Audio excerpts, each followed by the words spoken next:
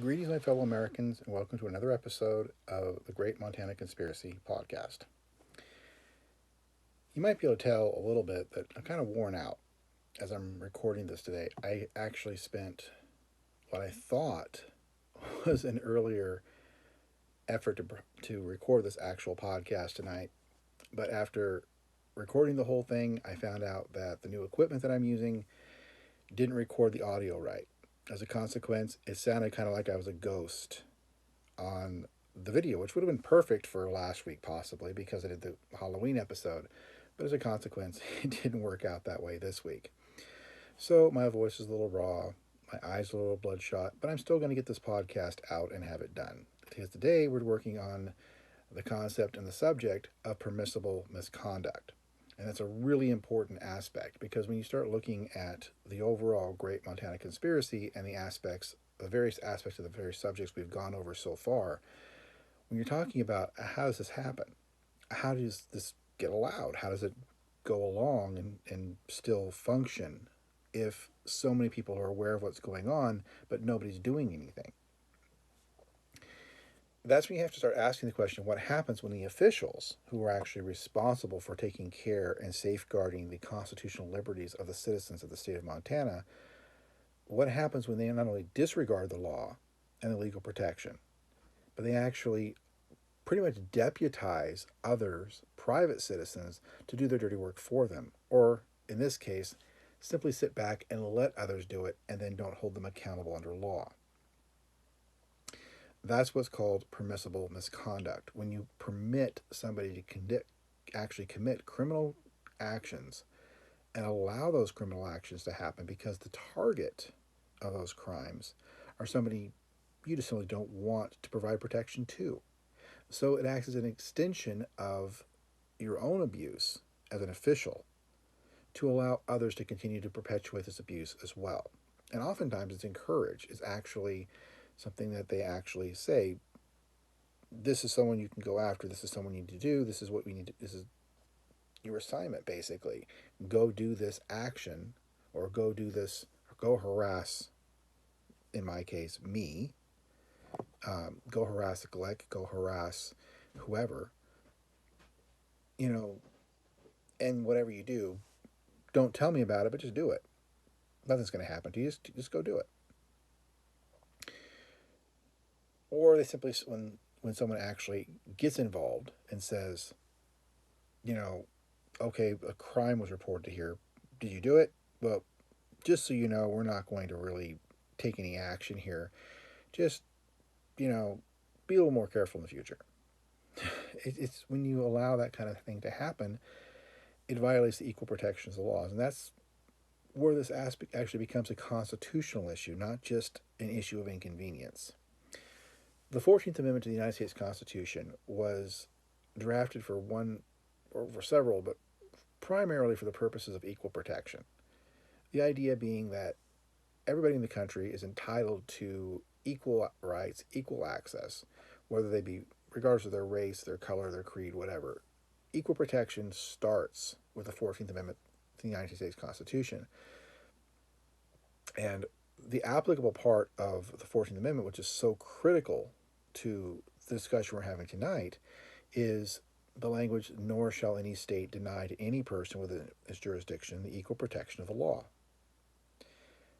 And the courts have come back consistently and said equal protection of the law also requires equal access to law.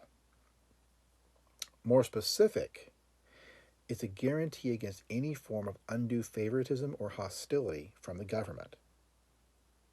And that's important to understand because we're talking about when anybody in the government says this person is favored and they're not going to be held under consequence for any crimes they commit, so long as they're within the scope of what we want to allow. Or they simply direct undue hostility towards somebody or provoke that undue hostility against somebody. The 14th Amendment is supposed to protect against that. It's a constitutional amendment. You can't get any more basic than this. All the states in the country are bound by the 14th Amendment. And yet, it's consistently and routinely ignored in Montana, especially when the person is simply disfavored and unliked because of either their circumstance, their financial status, whatever it be. I've quoted before a case. It's a fundamental case when it comes to equal rights, and that's Yukvo versus Hopkins, 118 U.S. 356.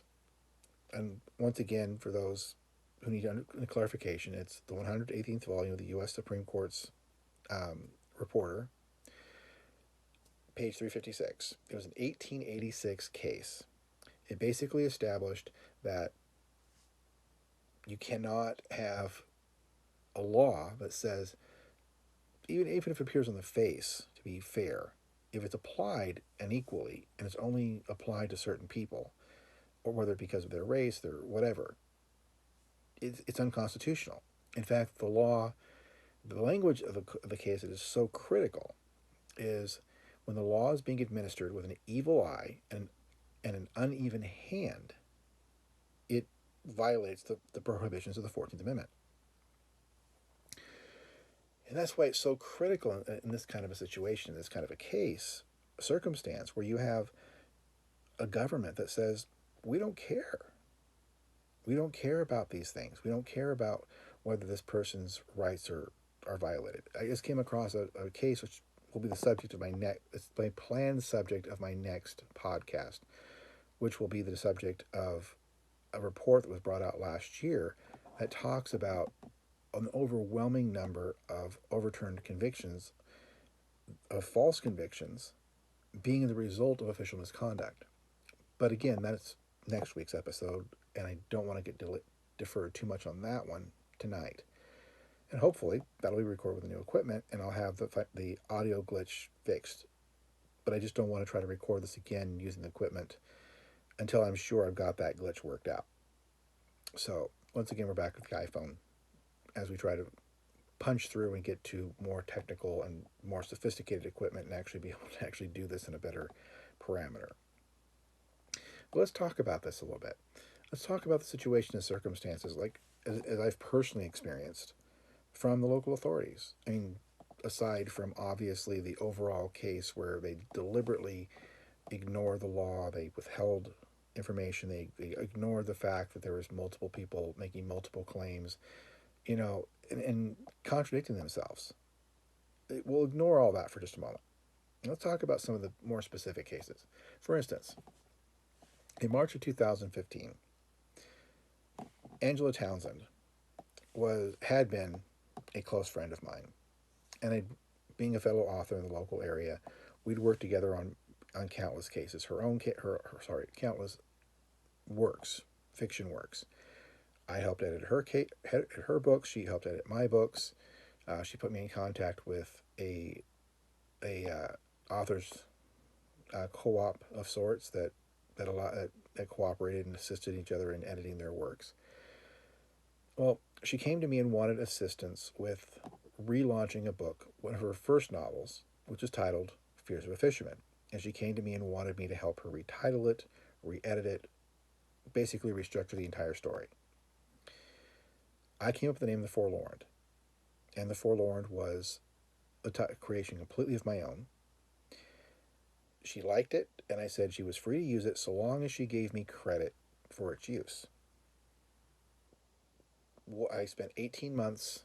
Well, it initially went away. She published the book, didn't do anything with the book. She tried to get it published. It wasn't successful, but she did, about a year later, successfully get a movie deal for the book. And the movie deal, I spent 18 months helping her between promoting it, everything else, all with the belief and understanding that she was going to give me proper credit and due for the title. 18 months in, she decided, by virtue of the fact that I was a labeled sex offender, that she could take my 18 months worth of work, my creative intellect, my intellectual property, and claim it as her own. And make up a whole host of story about how she'd created it all on her own, and I had nothing to do with it. And I was trying to steal it from her. I, of course, filed a federal lawsuit. We've gone over and over and over how I don't even get a day in court when it comes to the local powers that be. But I filed a lawsuit. I filed it under the trademark violation, and we won't even start about how Jeremiah Lynch, completely changed details. It's a subject of another podcast entirely.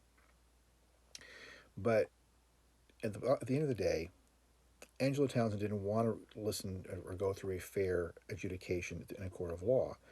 She started attacking me in the court of public opinion. She was making up false police reports. She claimed and alleged that I had broke into her business office. The attorney she worked for claimed I somehow hacked his safe and stole stock certificates from the business. Just these ridiculous claims. She filed restraining orders.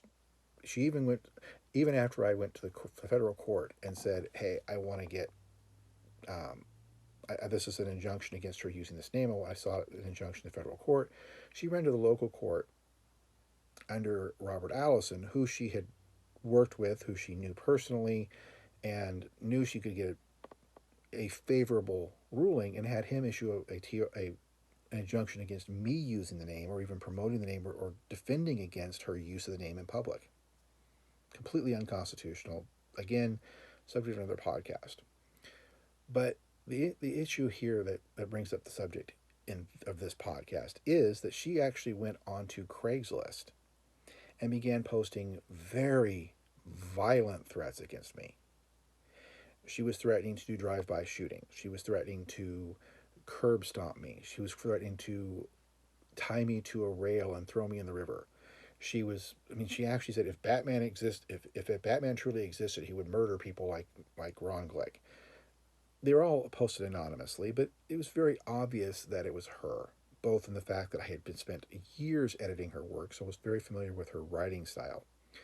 But additionally, the fact that these all started right around the time that I was, of course, trying to get rights back to my trademark that she didn't want to relinquish and she didn't want to acknowledge. So public assassination and inciting violence against me was her go-to remark, her go-to tactic. I took printouts of all these threats and took them to the police department, the Kalispell Police Department. Officer sat across the desk from me and said, "Well, I can't do anything. They're anonymous posts." I said, "That's not even close to true. Yes, they're publicly anonymous, but Craigslist is a company and they require an email to log into the account to create the posts. Plus, they track the IP addresses of everybody who makes posts. And they have a very long history of cooperating with law enforcement. All you have to do is contact them and ask them for the IP addresses of the individuals, trace the IP addresses through the local servers, and you'll find out who's making these posts. And I can guarantee you it'll be Angela Townsend or someone closely associated to her." Refuse to do anything. Very visible, direct, very violent threats against me. Literally talking about, the language of the threats were, drive-bys can't be traced. You're gonna walk out on the street and have your head stomped into the curb. Talking about, you know, blanket parties, about putting me in a burlap sack and throwing me in the river. Just these horrific, for like 4 days, these horrific and repeated threats. It took Craigslist to actually take them down and ban whoever the poster was. Whatever account was being used to post, the poster got banned because the threats were so violent and so horrific that their solution was to ban the person posting them. The posters just immediately, suddenly, and virtually stopped because Craigslist said, "You can't do that, it's illegal." If Kalispell Police Department had wanted to actually pursue a criminal act, they could have easily done so. But the target of the threats was me.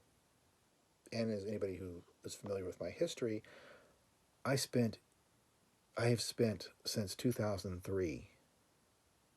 I filed a lawsuit against the city of Kalispell. They threw me in prison over it. They made up false allegations. They abducted my stepdaughters.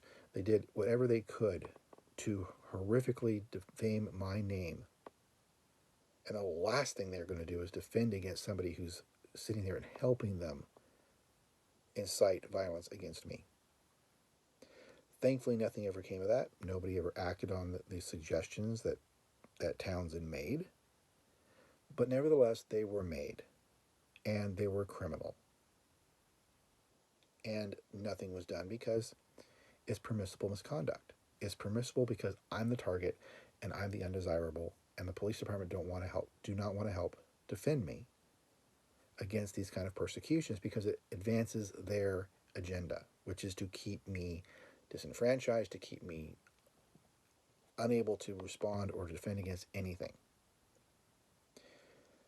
And then we go to, all the way back to the very start of this. Back when this was just a lawsuit, and this was just before they tried to throw me in jail and prison and all that. Jerry and Dixie Knees Act, which were my ex Mara's parents, were physically breaking into our home. They broke in the home and stole a dishwasher. They left physical evidence behind. They tore down address signs. They broke a pipe under the house. They cut the pipe under the house to deprive us of water. They did all these horrific things. They were clearly trespassing on the property. We found it was wintertime, and we had plenty of tracks around the house showing where attempts were made to break into the windows. Tracks that led right back, towards Jerry and Dixie's house, which was on the same property. It was so obvious, and although the sheriff investigated, the prosecutors refused to prosecute. Why? Because I had a pending lawsuit against Kalispell, and I had already become a disfavored individual. This was back in 2003. This has been going on that long. Then, of course, let's go something more recent. Back in 2019, there was a Facebook rant. One of Mara's friends, this was back when I started talking about getting an early release. I was starting to solicit or trying to. In Montana, we have what's called exhaustion of administrative remedy, which basically says that before you can take an issue to court, you have to exhaust all efforts that exist within the whatever executive branch agency you want to bring the claim against. In order to raise the claim of early release, which I'm entitled to under Montana law, after I've served 3/4 of my time, I can apply, and if I haven't been violated, I haven't been returned to prison, I haven't done anything wrong, I can apply for early release based on my good conduct. However, when I started to try doing that, she launched a horrific assault upon me. I had one of her friends from the hospital start a horrific assault and chain of hate messages, just attacking me with the most horrific accusations and allegations. And it got hundreds of people just steamrolling this and just making it these most horrific things against me. One guy's claiming that I created a virus that I infected his 13-year-old niece's phone with, and I'm somehow stalking her through this app on her phone. I have no idea who his niece is. I know him, but I don't know who his niece is, and I certainly have no interest in his niece, and I certainly don't know how to write a virus, much less infect somebody's phone with it. Pardon me. So, just horrific. It took 3 days for Facebook to take it down. In those 3 days, the threats against me were just insane. They were calling. It was all stemmed around the idea that I was doing book signings down at the mall for the local business, Isle of Misfits, who was my local vendor who carries all my local books, and there were people calling the store and threatening to boycott the store if I wasn't removed because of these posts from Facebook. Thankfully, the owners of the Isle of Misfits stood behind me. They recognized what it was. They recognized it as a smear campaign. They recognized that I'd been there over a year and hadn't done anything inappropriate. I'd always been good to their customers. I brought people into their store. Yeah, it was a good relationship between us. So, and they stood behind us even when things got difficult. Facebook eventually took it down, but as it seems to be the very, very, very common issue when it comes to the police department, they would not do anything. No matter how, when I said, look, these are very direct threats. They said, well, have you been hurt yet? Well, no, but they're inciting violence against me. They're making up these very malicious lies about me, trying to provoke hostility and actual attacks against me. Well, unless you get hurt, we're not able to do anything, and that's a crock. I mean, that's just absolutely not true. But this was their position. This was their claim. Now, keep in mind, Heidi Albright issued a restraining order against me because I was talking about my ex-girlfriend on my blog. I was not talking to her. I was not making threats against her. I was not doing anything inappropriate. I was reciting my history and the harm and threats she had imposed against me and the misinformation she was spreading around. In specific, in that instance, she went to the sheriff's department and claimed that I was going to kill somebody, hide the body, and then blame her for it. And my defense of that online prompted a restraining order claiming that I was basically harassing her and threatening her by saying, I know where the real body is buried. Because she killed her child. She forced an abortion because she was molested by her brother when she was young. She got pregnant from it. She forced an abortion by throwing herself in ice cold water, beat her stomach until the child came out. The child was alive. It was crying in her arms. She was smothered in her arms, and then she buried the body, and she told me where she buried it. And I knew where the real body was buried. But she was going to accuse me of trying to murder somebody and hide a body to blame her for it. It was her child. Of course, I took this to the police. The police ignored it. Why? Because they don't want to actually pursue a claim against somebody who's actively attacking me, even murder. Even murder. They won't do anything about. They refused to go out and look. I told them I could take you directly to where the body was buried. I could take you directly to the site. Not once did they try, because I'm the one who's being disadvantaged by these threats. And yet it turns around, and when you have all these massive posts on Facebook, the police department does nothing. The prosecutor's office does nothing. It doesn't matter because I'm the target. Permissible misconduct. I'm not the only one who goes through this. I mean, I really am not. I hear these stories all the time about how people, well, I'm not going to get protected. I'm talking to someone right now whose children have been taken away from her by the local, again, subject for another podcast, the overreaching and far abusive, almost limitless power of child protective services. How they can come in and they can just break up families on a whim. They did it with my case. They've done it with so many other people's cases. I'm talking to someone right now who I'm trying to convince she needs to go, at least try to go fight in court. But because the father of the child is somebody who has local clout because he's something of a local celebrity, he turns around and he gets to win and she gets nothing. And he can be the single most horrifically abusive person on the face of the planet, but he gets the daughter. Not because the mother's unfit, but because he's got clout and they recognize him and they're going to favor him. And that violates the 14th Amendment. So when does the failure to enforce equal protection under the law become actionable? Well, it's actionable now. But no one wants to do anything about it. And I say no one, I mean nobody in positions of authority or influence who can. Let's face it, this country is supposed to be a country of equality, a country of fairness, a country of democracy, republic, whatever you want to call it. It's a lie. It's all propaganda, because unless you are in a position of influence in this country, you don't have a say. Yes, you have a vote. And I strongly encourage anybody, this is actually going to be posted on November 2nd, which is going to be the National Election Day, and I encourage anybody who's out there, exercise your right to vote. Be heard. By all means, be heard. But as individuals, as one person, We can't change the laws. We can't change unless we come together as an actionable force, collectively vote, collectively have our words heard, collectively stand behind protests like this one. Because if we don't, this is what happens.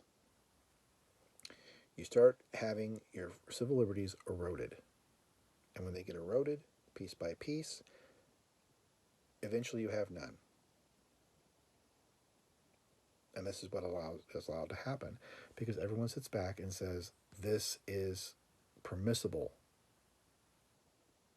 because the person who's being targeted by these crimes is someone we don't like. I mean, everyone knows I'm not a big fan of Trump, but quite frankly, if Donald Trump showed up in Montana and stood on the corner and had somebody throw a rock at him, I would expect the local authorities to stand up and defend him. Now, quite frankly, Montana is a largely Republican influenced and controlled state. It probably would get defended. But what if Biden showed up? Same thing. It's a rock thrown at him. He'd better be defended. We sat here, we currently have a governor, Greg Gianforte,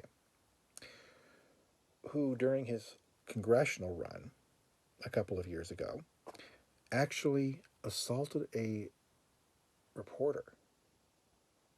Reporter came up to him like the night before the election. He didn't want the reporter there. He didn't like for whatever reason, he lost his temper. He grabbed the reporter by the throat, picked him up off the ground, and thrust him on the ground. He put the reporter in fear of his life,